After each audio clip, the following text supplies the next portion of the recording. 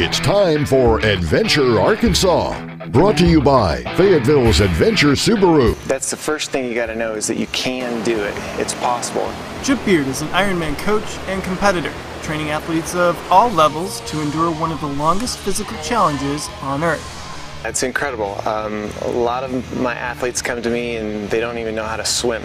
And taking somebody from not knowing how to swim at all to watching them cross the finish line, it's a thrill for me. I love empowering them, teaching them, helping them grow and accomplish their goals.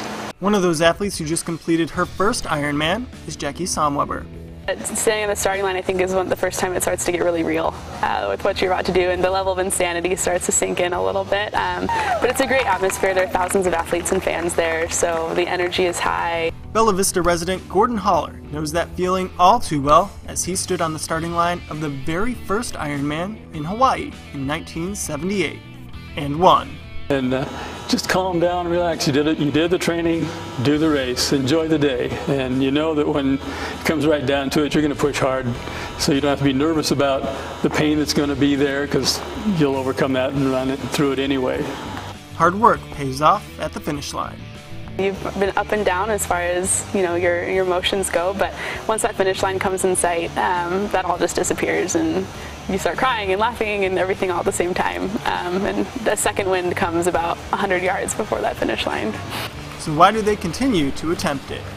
Take it as a challenge. A lot of people, that was our original purpose, was to see if we could do it.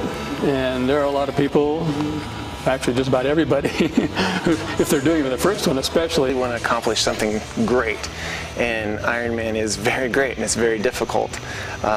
So getting them to that point, once you're there, it is a lifestyle. It's just what we do. Triathlons in general, it's more of a lifestyle than an event, I think. So this was the first in my journey. I'm not sure how many there will be. I need time to recover from the first one, but it'll be a lifelong passion and journey for sure.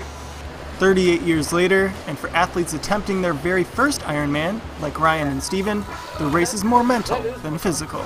Knowing that you can achieve more than you really think. You always think you're at that limit, and then your body and your mind can take you to another level. So I think it's fun continuing to find those levels that you can get to, and every day is an adventure doing that. Almost every day you wake up and you find out you can do things that you never ever thought possible, and that equates over into other areas of your life. I really want to see people get into the sport and let them know that they can do it, and then watch their lives change. For this week's Adventure Arkansas, I'm meteorologist Sean Bailey.